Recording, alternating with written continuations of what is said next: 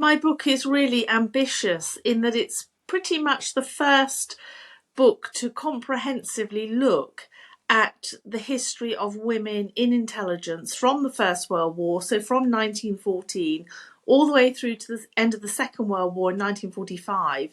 And I bring out some really interesting overview, actually, of what women achieved. So it's not just that women were there, it's what did they actually achieve. And what I discovered was that a large amount of what they achieved was hidden by official secrecy.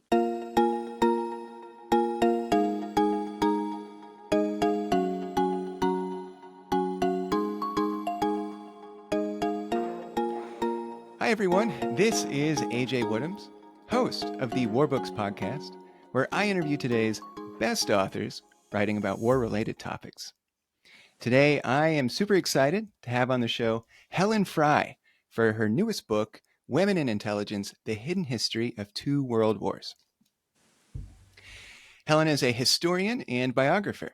She is the best-selling author of The Walls Have Ears. That's a great title, by the way. Spy Master, MI9, and more than 20 books on intelligence, prisoners of war, and the social history of the Second World War. Helen, how are you doing today? Oh, it's great to be with you. Thanks for having me. Yeah, likewise. Really excited to be talking about this topic today. I know we were talking a little bit before we started recording. World War II, super interesting to me. And topics like yours, women in intelligence, love that you wrote this book because, again, it's a book about stuff that just doesn't get talked about too much. And as you kind of write about in your book, when we do hear about women in intelligence, it's often like these really dramatic stories that overshadow some of the other equally, if not more important work done by other women in intelligence. I got to ask, so your book is about two world wars, the World War I and World War II, which seems very ambitious. Is that did this project start off like that? Or were you like, there's so much material here, I got to go for both world wars instead of focusing on one? Well, I actually made the decision in conjunction with my publisher to cover both world wars and the 1920s and 30s, so the period between the First World War and Second World War. But of course, once I started, I realised the humongous task that I had, momentous task ahead of me, and really it was containing the sheer volume of stories and very exciting stories. But to understand what women achieved in the Second World War, a lot of the roots and many of the women that I studied for so many years had worked in intelligence from the First World War and right the way through to the Second World War. That's not true in all cases, but for me, I felt we had to understand what were women doing as early as the First World War. Of course, I could have gone earlier, but you have to contain this somehow. Yeah. Well, that's like the historian's curse, right? Is like, when did things actually start? Like, did World War I cause World War II? But did the Franco-Prussian War cause World War I? Or, you can just keep going back for a while. So stopping at World War I was probably a good idea. I like to ask when authors come on this show, one of the things I like to ask is, and we just kind of touched on this, but in your own words, can you just tell us, what is your book about? My book is really ambitious in that it's pretty much the first book to comprehensively look at the history of women in intelligence from the First World War, so from 1914 all the way through to the end of the Second World War in 1945. And I bring out some really interesting overview, actually, of what women achieved. So it's not just that women were there, it's what did they actually achieve.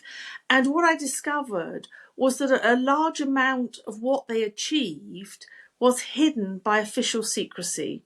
So I look at women who were in uniform, so in military intelligence, in air intelligence, naval intelligence, and I also look at the Secret Service organisations. So for the UK, that's MI5, which is in charge of home security, and MI6, which is in charge of our security abroad, if you like. So the equivalent of the FBI and the CIA, and trying to understand they weren't just women sat at a desk with a pencil and paper. They were doing far more than that. And in fact, sometimes the titles that they had for their roles were, well, they certainly weren't cooks or secretaries, for example. So for me, it was a matter of putting on record and understanding the diversity of what women had achieved in this period of, one of the most important times in the 20th century. Yeah. Quick question on. I'm glad you brought up like the equivalent with like the. I think you would call them the M offices in like the CIA here in the Yes. States. How many M offices are there? Because James Bond is MI6, right? That's like the one that's most well known. Or maybe he's Yes. MI5. I think it's MI6. How He's many M offices? MI6. Yeah, he's a Okay, he's secret MI6. agent. Yes. How many He's M one. offices Yes. are there? Well, traditionally, it started from MI1. So MI stands for military intelligence. And it went from MI1 all the way up to MI19. There were just a couple of them that weren't ever used, but they cover different aspects of intelligence. So MI8, for example, covers the radio security service and code breaking. Traditionally, like Bletchley Park came under that code and cipher school. Well, Bletchley Park also fell for a while and still under MI6. But those military intelligence, MI9, for example, was in charge of the escape lines. So you had something equivalent in American intelligence in the Second World War, getting our Allied airmen and soldiers back from behind enemy lines. There was a branch of military intelligence in America and in the UK that was bringing our guys back so that they could fight another day effectively. They use escape gadgets and all that kind of thing, James Bond Q gadgets, and they had secret escape lines. So yes, there were several military intelligences, and most of them don't survive today. Was that right? Oh, is that just because like their functions are no longer necessary to modern intelligence gathering? Yes, as far as we can tell, or maybe they were closed down at the end of the Second World War, and in contemporary times, maybe they've started similar intelligence work under new names. I don't know, I haven't studied contemporary intelligence, but by and large, we're left with just two that we know of, and that's MI5 and MI6. Okay. Well, thank you for that kind of that explanation for our American audience who might similarly not be hip to the designations in the UK. Although maybe everybody knows this, and I'm just kind of waking up to it. But well, let's kind of speaking of intelligence history, let's talk a little bit about. So obviously, like a large part of your book is about British intelligence. Um, what's the history leading up to World War One? What's the history of intelligence leading up to kind of where your book starts? And traditionally, like how, and I don't know if this is something we even know, but how have women traditionally been? Have they played roles in intelligence up to World War One? The answer is yes. There has been a book written about women working in intelligence espionage in the 17th century. I do make reference to one of our queens, Queen of England, Elizabeth I. So she reigned in the 16th century, so the 1500s, and she was what we would really term a spy mistress. So she founded her own intelligence network. It wasn't very formalized like we have the FBI and CIA today, but nevertheless, she had a very famous minister, Sir Francis Walsingham, and they were engaged in all kinds of traditional spycraft. Yes, they were opening people's mail and seeing if they were plotting against the Queen, because the Queen's throne was at threat. Monarchs throughout history had to keep their thrones in the UK. Actually, there were a lot of threats against the stability and their survival. And we had a short period where we had the Civil War, where we had no monarch, where a man called Oliver Cromwell instigated effectively a republic. But we went back to monarchy again, and we still have the monarch, and I'm great. I'm a great monarchist, and I think that's fabulous. But of course, before the First World War, we didn't really have women in uniform working in intelligence. So, in terms of intelligence services, it was largely a male domain. That's not to say that women weren't used discreetly in areas where there were conflict, particularly we're talking about the Boer War in South Africa towards the end of the 20th century. So it ends in 1902. So we don't really know what women were doing there. We know that some were involved in intelligence, but not in uniform. And it's really the First World War where things begin for women. Well, let's talk about World War One then. So, what characterizes intelligence gathering during World War One? Like, what kinds of activities are going on? I think you write in your book that Britain was kind of terrorized by the idea of Germans among them. Uh, Talk a little bit just about that atmosphere and how intelligence went. So the British intelligence services were founded, what now today we know as MI5 and MI6, was founded in 1909 because of the threat from Germany. Germany was seen to be a threat to the stability, and that turned out to be true in 1914. In August 1914, when German forces occupied Belgium and Luxembourg and a bit of northern France. So we were at war with Germany then. And there was a fear that there were German spies operating in Britain and trying to destabilise the situation in Britain. And so our domestic security service, MI5, was in charge of the two threats, really, the threats of German spies, and it was turned out to be probably quite over exaggerated for the First World War, but there was this sort of fear. And there was still the threat of communism from the Russians. So they had that dual threat, which still, was something through the 1920s and 30s into the Second World War. So we have the women of MI5 who start conducting all kinds of intelligence work.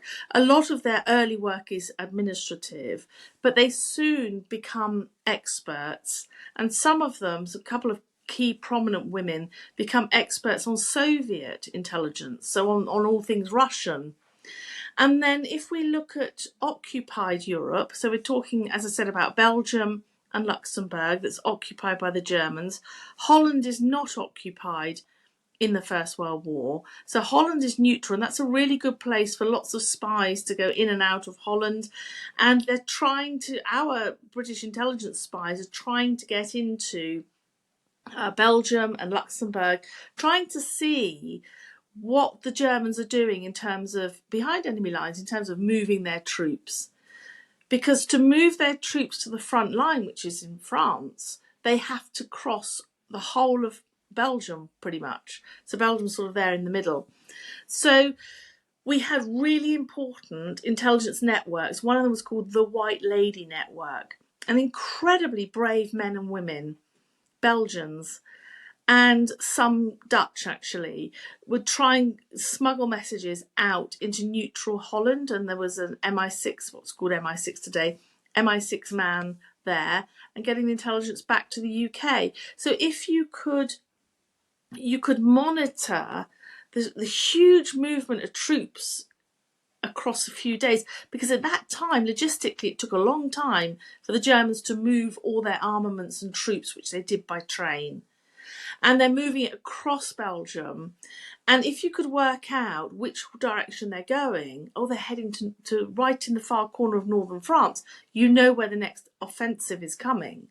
So you can move your own troops to counter that. That's really, really important, because otherwise you could be in an area that's not so secure, that's not so easy to defend. But, even with their help, it was a long and difficult war across 4 years. It was a real bloody war with trenches and a stalemate. And without those intelligence networks, it could have been a very different outcome. Well, a couple things. One thing that, as you were talking, that I thought of was about spying on the Soviets. And of course, I think 1917 is Yes. when the Bolsheviks. I don't actually. I mean, that's maybe a can of worms, but more or less, there's a revolution in Russia, and Yes. the communists eventually come to power. What was the fear from the Soviets at the time, because they weren't in power yet? Were people afraid that maybe communism was spreading? Like, what were the attitudes towards communism? Um, Generally, I think of like when people are very afraid of communism, I think of either like the interwar period or in America, like post World War II, but not Yes. so much during World War One. So I'm not an expert on the Russian Revolution itself. But what I do know from studying British intelligence in this period is that the communism was a threat to democracy.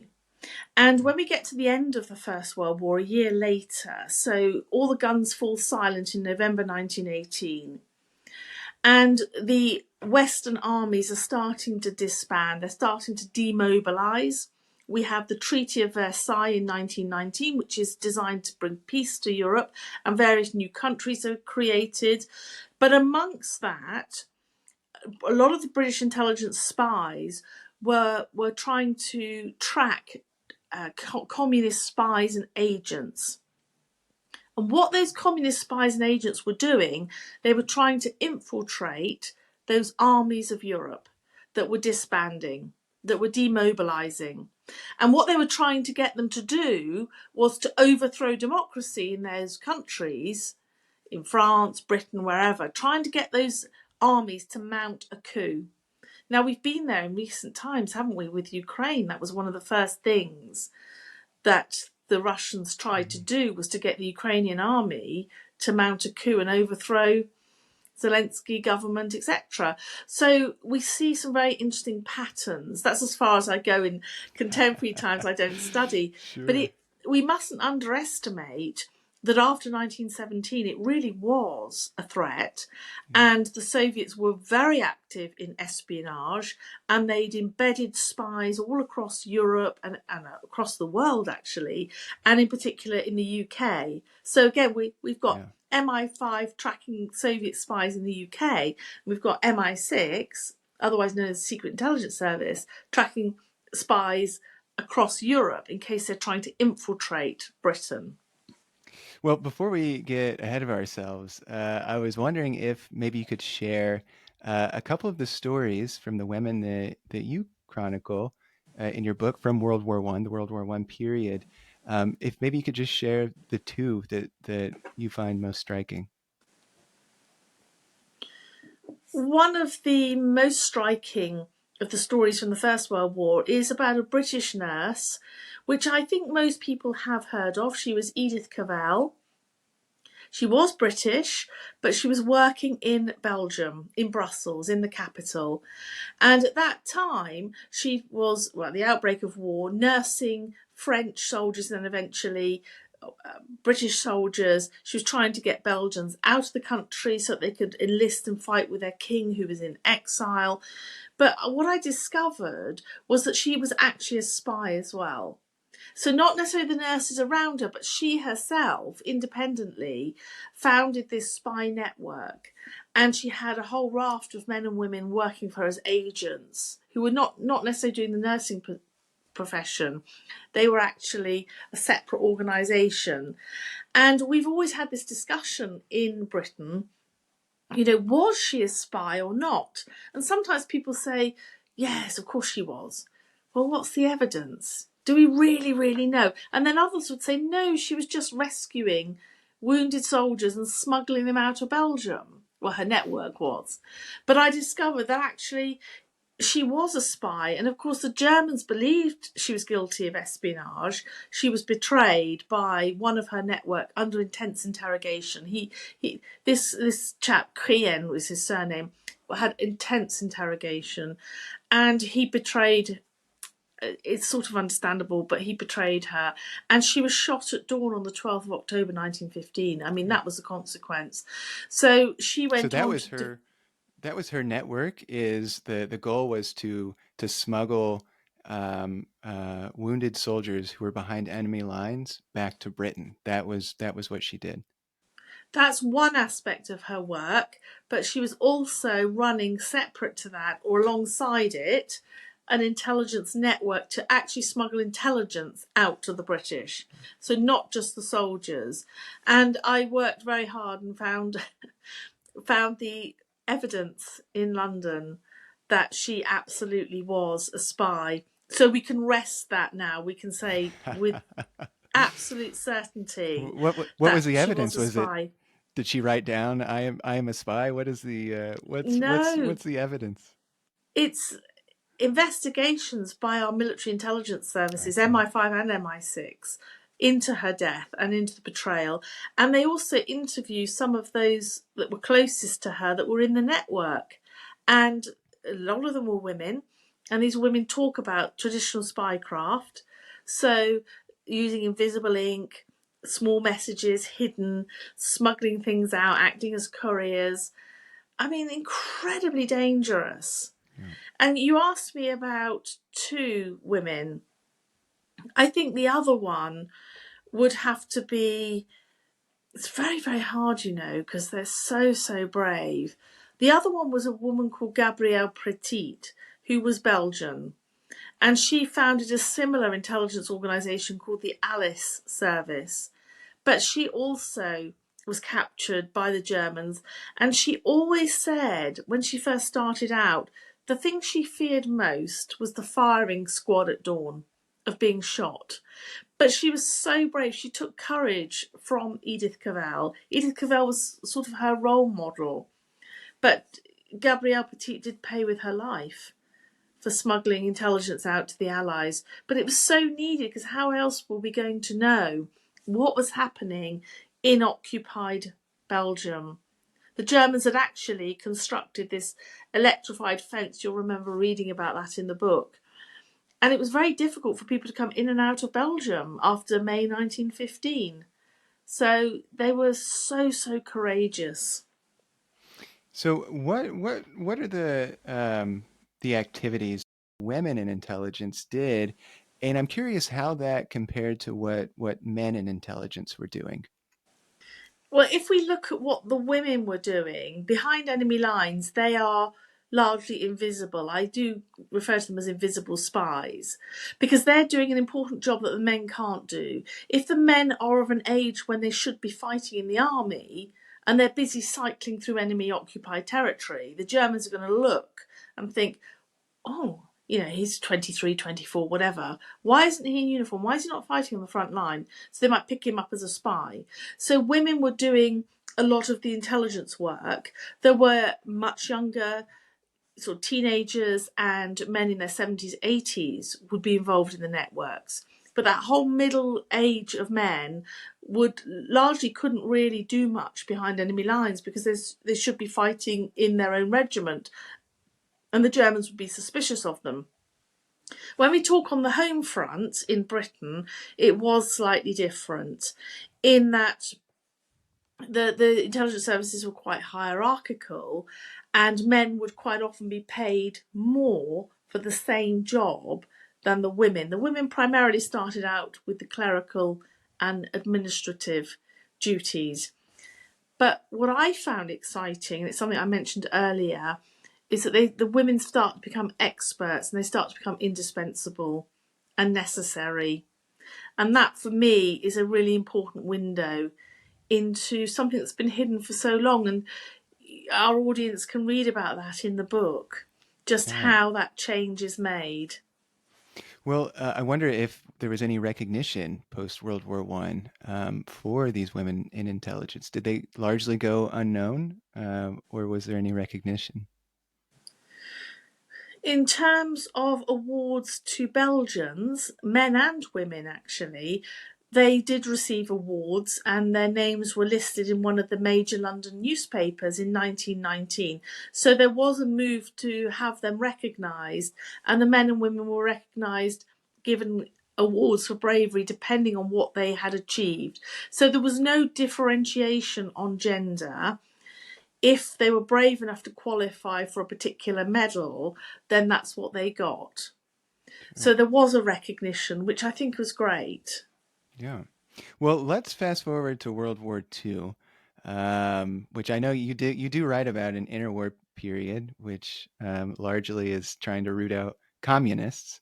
Um, when we get to World War II, how has spycraft changed? How has intelligence changed?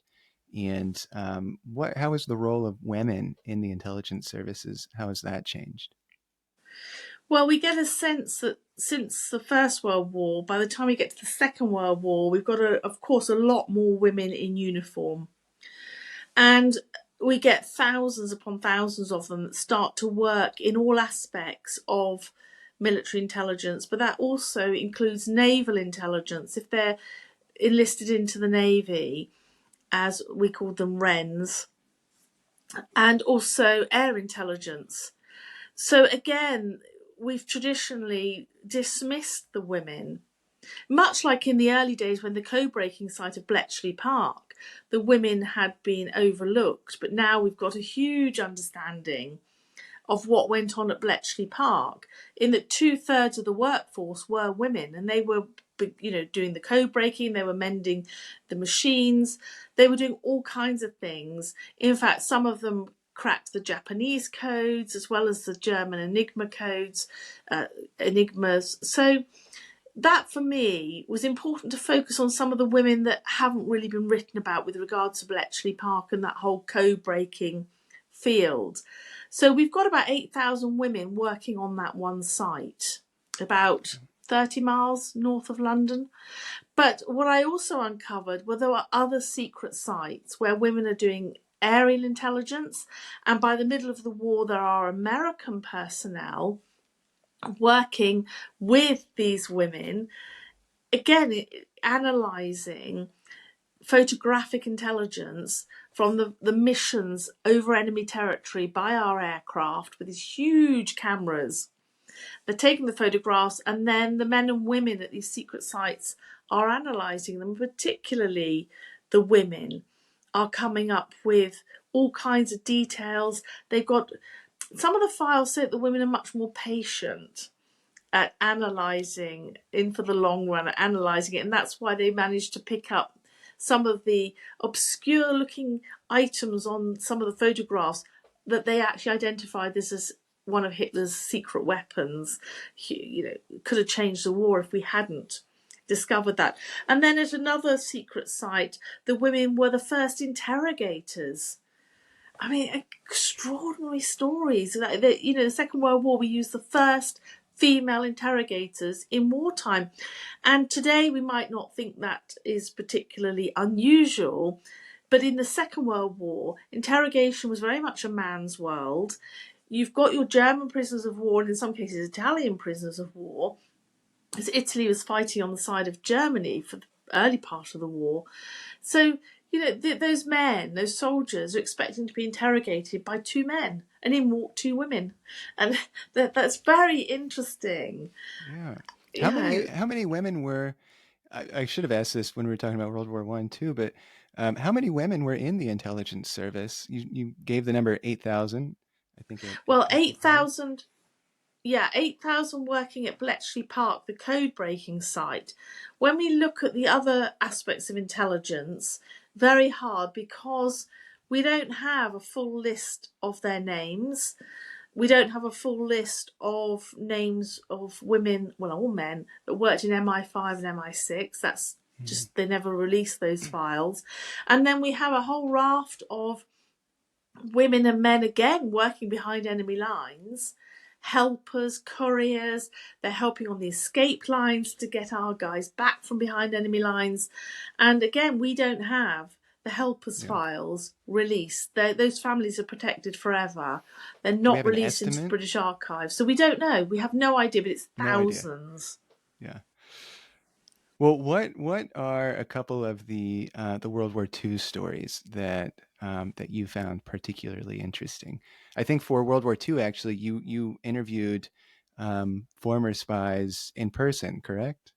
I have done over the years, yes. So this research is accumulation of material that I've gathered across 20 years. I've been writing for some 20, 25 years. I know I don't look old enough, but I am. um, and in that time, I realised that some of these stories needed to be told, and they needed to be told alongside a book about the women, because I thought some of these stories would not be told by contemporary historians. They might think they're not important enough. And we have a lot of focus on the secret agents, the women that were dropped behind enemy lines into France. Famously, of course, we have Virginia Hall, the spy with a wooden leg. There's been quite a lot about her in America. And Inyat Noor Khan, the Sufi Indian who became the first wireless operator to be dropped into France. So I briefly look at those because so much has been written about them. But the SOE, as it was called, the Special Operations Executive, had a number of women that were pretty senior. They might not have the title and the role, but one famous one, Vera Atkins, might be familiar to our audience. She was the deputy head of the French section, and she sent Virginia Hall, Inyat Noor Khan, and other women and men behind enemy lines into France. But I uncovered a whole raft of other women who were parallel to her that were sending the agents into places like Austria, into the Balkans, on hugely dangerous missions, into Germany, and recovering their legacies. There's just been complete silence about them. And then I also look at some of the agents that were dropped into other parts of Europe, some of the women. I mean, incredibly dangerous missions. And some of them, of course, like with the French section, didn't survive. I mean, it was just perilous. And, the bravery, those women, so many of them were just in their early 20s.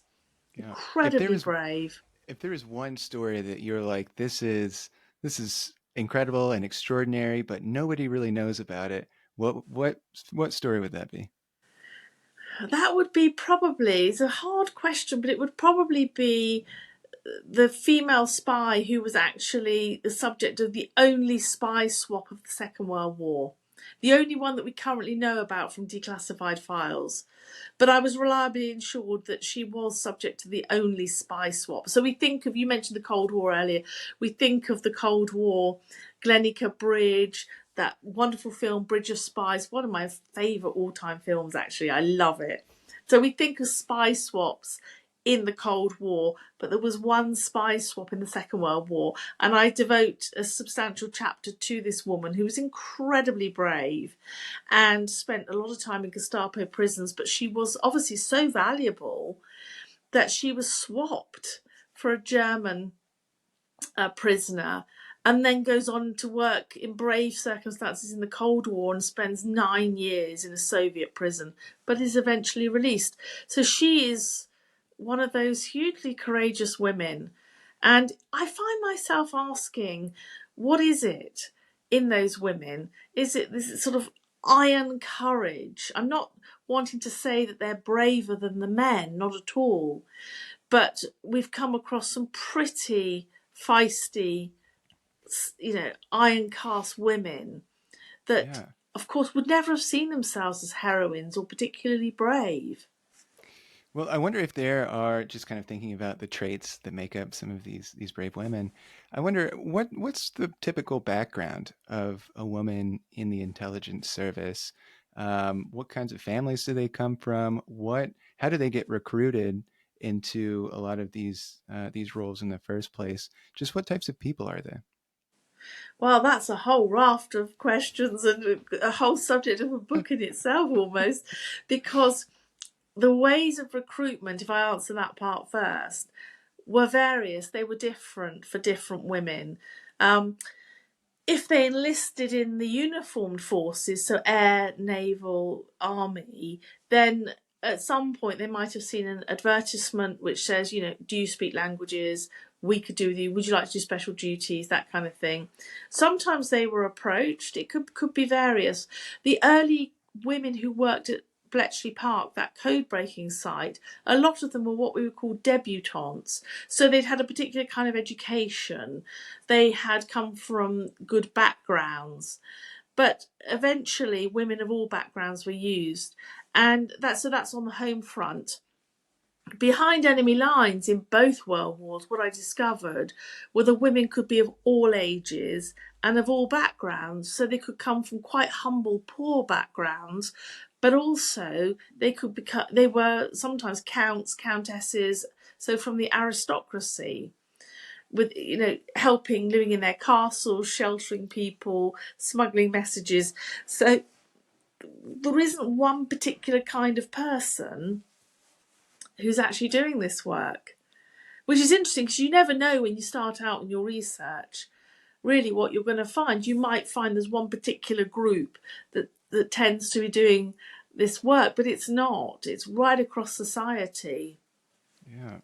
Well, since your book's about to come out in America. Well, by the time this publishes, it will be out in America. What do we know about American women in intelligence? Is there anything that um, we know about? Maybe there weren't American women overseas. Maybe there were. What do we know about American women during World War II in intelligence? Yeah, there were, absolutely. And there are a whole raft of really good books that are just coming out. Lisa Mundy has just brought out a book on the women in the CIA, and there are other books on women. So I would encourage your listeners to Google away and check, because recently, in the last 6 months, or coming out soon in the next few weeks, there's a body of work by women, primarily historians in America, who've looked at the American story, because to be perfectly honest, it isn't possible for either of us, the historians in America or the historians here like me in the UK, to cover both. It would just be it wouldn't do justice to the depth that we need to understand now. It would just be too much of a broad overview. So I really welcome the fact that there are historians at both sides of the Atlantic that are writing specifically on American women in intelligence. And I've written not solely, but largely from the British angle. Yeah. Well, just kind of speaking about the women in other countries, the Nazi aligned spies, the German spies. What do we know about women in adversary countries' intelligence services? Well, the Germans did use female spies, but not very many of them actually. And I haven't studied it in any detail, but it looks like most of them were really working for us. I mean, I could be wrong.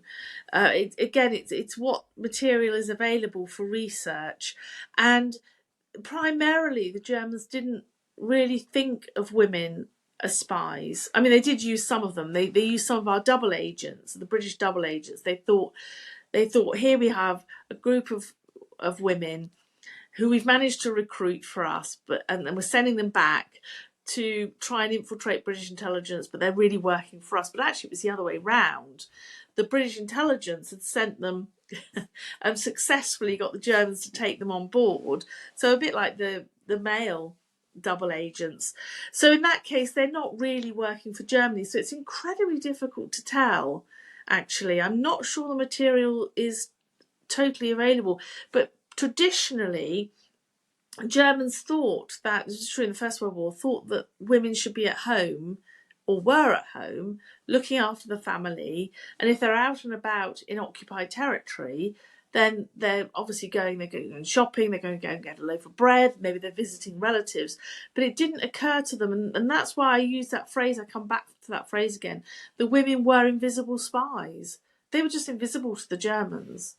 So I don't think the Germans use them, certainly not in their uniform services in the military in the same way.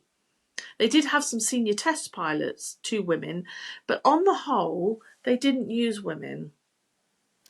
Well, thinking about how, as you've mentioned, a lot of these stories have gone untold, and obviously the role of women in both these world wars in the intelligence services was very important. Um, you do write in your, I think in your epilogue, you write that yes, there was the patriarchy, and a lot of times men made it difficult for these stories to get out. But it was actually more like bureaucratic red tape. A lot of these stories are still shrouded in secrecy that made it very Mm. difficult for you. But I am actually interested in maybe the more the patriarchy aspect of some of these stories. What do you think was the hardest channel for a lot of these women to navigate in terms of proving themselves to men and to the world? I think the hardest thing was for them to reach senior roles. So, in many cases, they become experts in their fields, even if they don't have the title and the promotion. And there were moves to get women promoted, but only so far. And there were discussions in the files that I've discovered where men were supportive of the women and were trying to, so their senior officers were trying to say, look, the women are doing this job, they should be paid the same as the men. So let's not forget also in civilian life, women were behind in that respect. So what I find is that in much of the intelligence world, I think the progress was made quicker than in civilian life, and that there are examples. There's no question that, of course, that it was a patriarchal society. There were limitations for women, but one of the surprising things for me was that throughout this period that I'm writing about, women do become experts and they are utterly indispensable in terms of intelligence, even if they don't become deputy director or director. It took a long time for women to reach the top. And this year is the first year that we have a female director of GCHQ, the successor of Bletchley Park. So you would have, your equivalent would be a NSA, I guess. So we have our Yeah. first female director after all this time, and it was founded in 1909. So it's a lot of progress. So women didn't reach the glass ceiling, as we would say, for a very long time. But that doesn't mean that they didn't achieve the most incredible things that were probably beyond their status role. Before you started writing this book, I'm curious how you personally changed by the time you were done with it. How do you now view the world differently? What personally about you would you say has changed from the beginning to the end of this book? I think across the whole sort of 20, 25 years that I've been working on this, a growing sense that these stories must be told. That, if I've stumbled across them, I have almost like a moral obligation to tell these stories, because if I don't, who will? Who will find these particular. Each historian has his or her or their own way of navigating the research and they come across their unique stuff. But I do seem to have found some quite unusual material which is important, that's impacted on the outcome of war. And, in terms of those intelligence stories, I have been lucky enough to interview veterans. A whole raft of them, I've been the only one that's managed to interview them. If I don't tell their stories, who will? And so I've Yeah, probably changed in that sense, in feeling a moral obligation to keep going. isn't But it? but not an obligation necessarily. Maybe not. Maybe obligation is not the right word. Maybe it's more. I find these stories incredibly exciting, Yeah, and I just love the research. I love the writing. sure. But I think there is an imperative. If we are in a position where we can tell these stories, I think there is a moral imperative. And to provide new heroes and heroines for our current times, for our contemporary generation. I think Yeah, that's really important. Role and models. just thinking about how interviewing people in person who um, went through World War II, I'm always, whenever I meet somebody here in the DC area, we have the U.S. Holocaust Memorial Mm, Museum, and they will often have people at the entrance, just like at a desk, who were in a concentration camp, yeah. who survived the Holocaust, that you can go up to and you can talk to, and I am always just, uh, I don't know if overwhelmed, but there's something so special about talking to somebody who lived through a lot of this stuff and just knowing Mm, like you're looking to the eyes of somebody who witnessed like really incredible, terrible things. Um, this is a generation that is not going to is going to age out. It's not going to be yes. around with us. I wonder how either lucky you feel or maybe how driven you feel to capture some of those stories and how important that capturing them is to you. Oh, absolutely vital. And in fact, during the lifetime of many of my veterans, and they've all gone now, all the ones I interviewed, I felt driven to tell their stories during their lifetime so they would have some recognition. They didn't want recognition. You know, to Yeah. to a person, they were very humble. In fact, it took me, in some cases, a number of years to sit down with them, get their confidence. They didn't want their stories told. You know, I'm not a hero. Why me? And then we just gradually talk around different ways, and then, well, okay, if you really do want to write a book about me, but you know, it took a lot of persuading because they don't see themselves as very brave. Yeah. But I think that's good. I think they were happy in the end. It gave them a new lease of life when they were in their 90s. You know, a new occupation in retirement when they were having interviews and being on television and that kind of thing. But we have lost that generation, and for me, I think we have to be really careful not to impose contemporary, should I say, contemporary agendas, contemporary worldview, way of looking at the world on the era of 80 years ago, 100 years ago, to try and understand that world at that time.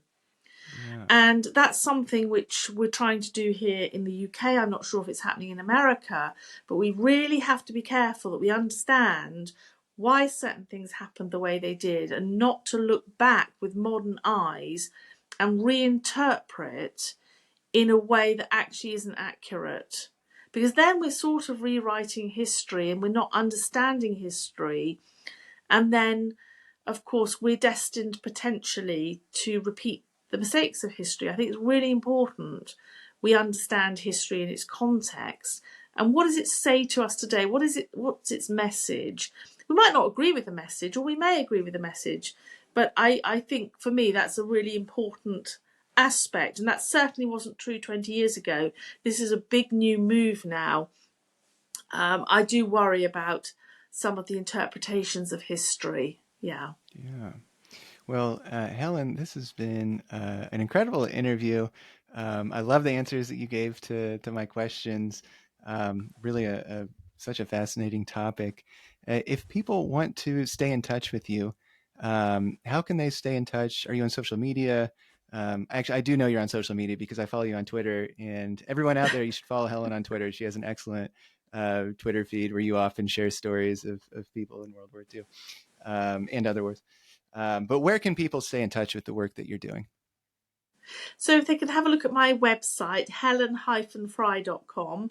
But as you said, I'm very active on Twitter. I'm a bit quite active on Instagram, but Twitter, if you do Twitter X, then you'll see some of the exciting stories I'm uncovering. You'll hopefully be passionate about history in the way that I am. I think you'll kind of understand me if you look at my Twitter X feed and enjoy the stories that we're putting out there. Perfect. Helen Fry, Women in Intelligence, The Hidden History of Two World Wars. Go check it out from your library. Go buy a copy. A great story here, Helen. And again, thank you so much for your time today.